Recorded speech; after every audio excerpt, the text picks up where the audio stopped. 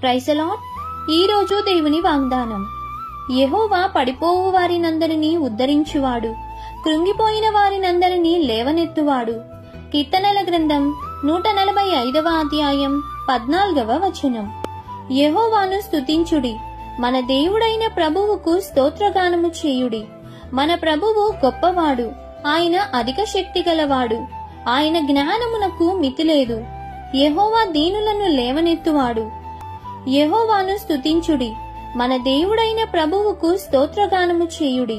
మన ప్రభువు గొప్పవాడు, ఆయన అధిక శక్తి గలవాడు, ఆయన జ్ఞానమునకు మితిలేదు. యెహోవా దీనులను లేవనెత్తువాడు. భక్తిహీనులను ఆయన నేలను కూల్చెను.